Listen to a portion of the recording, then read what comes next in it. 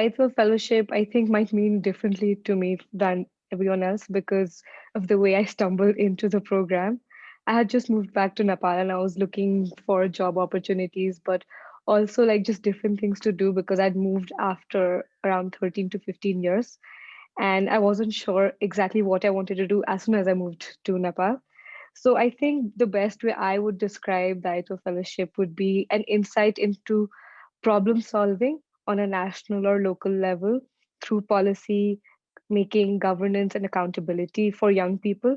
So it gives the young people a starting point who are curious to know how these things are done, how policies are made, how problems are solved on different levels.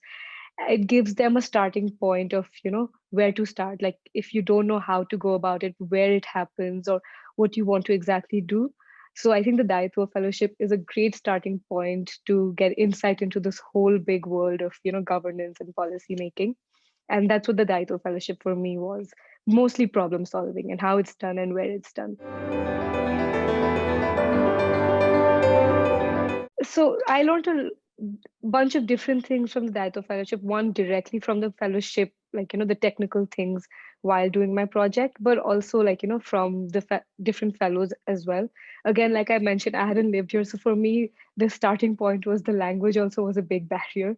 Like I could, of course, understand and speak and everything, but reading technical words. So to start with, I learned a lot of technical terms, and that's obviously needed when you're working in Nepal and you have to read a bunch of reports. So from little things to just understanding technical terms, how to approach different ministers or people working within a ministry, and how a policy is made, why it takes the process of making, why it takes so long. Because a lot of times we just believe that there's this problem, why don't they just make this policy and the problem is solved. But that I was naive enough to believe that that's how it's done. But actually it was a different bunch of different steps, and even the smallest of decisions affects everyone, not only people within a certain ministry, but also people in different departments as well. So I was working in the Ministry of Industry, Commerce and Supplies, particularly in the Commerce Department, and I was working on a project that was about trade, and not only just within the industry part of it, but everything, the whole country. So it was talking to people in every single department and every single ministry. I spoke to people in all ministries within the government. So I also learned how to collaborate with each member, how they affect each other's work. So, little technical things, but also the group of fellows we had were very diverse. Like half of us had lived in Nepal, half of us didn't live in Nepal, and each one had a different background. I think very few of us had the same work experience background. So I think I learned about their work also, and how different backgrounds affect, or how you can contribute to this whole policy making process or governance, and how you see the problem and how the problems are solved. So I think those are the few key things I learned. But one big learning I had was also that young people are needed in this whole governance process. What Dait was doing of introducing young people into policy making, that is one thing I learned, is that is something that's needed, but also that within the government, people are willing to learn from us. A lot of times we have this misconception that they'll just see us as people who are very inexperienced and don't know anything. But I met a lot of people, and people who I worked with closely, who wanted to learn from me as well. Maybe not exactly technical stuff, but basic other things of like digital, like on the computer or something. So it's a two-way process.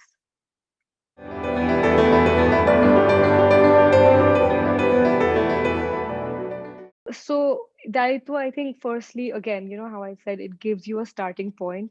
Again, for me, I was always interested in learning about this whole problem solving process. And I honestly didn't know where it happens, how it happens. Of course, I knew where it happens, but I didn't know how it happens. How do you get into it? So I think that way, firstly, it was the best place to start. And, it gives young people the opportunity to work with people at this level in the government that you wouldn't imagine working in. They might, because we got to work with ministers, under secretary, secretaries directly, like without any past experience. And I don't think it's possible to do that easily if you go organically. So we, I think, as young people, got a direct connection to work at such a level that we wouldn't imagine getting other, and it would take years and years if not for Daitwa. So I think that way Daitwa gives that starting point to young people, and it also I think makes us believe and gives us the strength to believe that we can actually work there on this level. We can actually contribute to policy making. We can actually contribute to problem solving, and otherwise we would believe that it would take us years of research, years of work experience to even sort of try to do it at such a level. But it also, I think, lets the government know that we are capable as well. A lot of times we have this misconception, or even the government may have a misconception, that young people might not know anything and we just speak without experience, or speak without knowing what's going on. But I think it also introduces them to the young people who actually want to make a difference and are actually well versed with all these problems and actually have good ideas. So I think it sort of helps both ways positively. It helps us learn that we can contribute, and it also shows the government that we have something to offer. So that way, Daitya is a great way to strengthen the youth and government collaboration, because it shows both sides of their capabilities. I think firstly it starts with firstly the biggest change or like biggest contribution it had was giving me credibility for future jobs, or when I spoke to people. So if I told someone that I worked at the Ministry of Industry, Commerce and Supplies, it obviously gives me an upper edge. Like people of course thought that I was more credible than it added credibility to my CV, I guess. And also it also taught me how things work in Nepal, because I was clueless about what happens, how things go about in Nepal in terms of within the government or outside the government, how things are implemented. So firstly it taught me a lot of things of how what the steps are within when you work within Nepal. And because I worked in the trade project that I did, I sort of almost got a summary of everything that's going in Nepal, because I had to go and collect information from every single department and um, get reports on what is going on right now and what are the plans for the future. So it also gave me a summary, because I was very clueless about the country, because I hadn't lived here for so long. So one was it gave me insight into how things work in Nepal. It also really gave me credibility, but the biggest contribution was networks. So the people who were my fellows during my year are are still people who I seek out to for help when I need it during my work, and I speak to them when they need help as well. But also within the Dietro community, I think every place I've gone to for collaboration for my current work, I somehow meet a Daitwa fellow as well. So there's always that first bond that happens, and it helps me create further networks. So networking and credibility are two things that I really got from the Daitwa. One thing I would like to say, which I think is might sound cliche also, but I think it's make the most of the opportunity. Sometimes it just feels like you're a bunch of people who just got out of college or very young people, so you end up having a lot of fun, which is true. We do have a lot of fun during the fellowship, and you meet really great people. I think so. One is like keep in touch with those people, because they really help you throughout as friends and colleagues.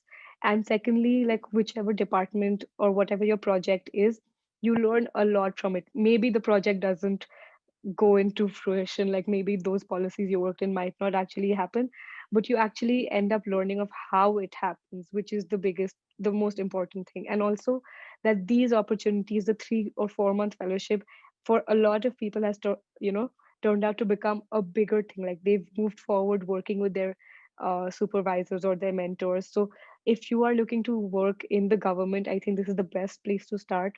And it's all you almost skip all the extra steps or the years that take you to reach that position, and you can do it directly through that within a few months. So I think it's just make the most of that opportunity.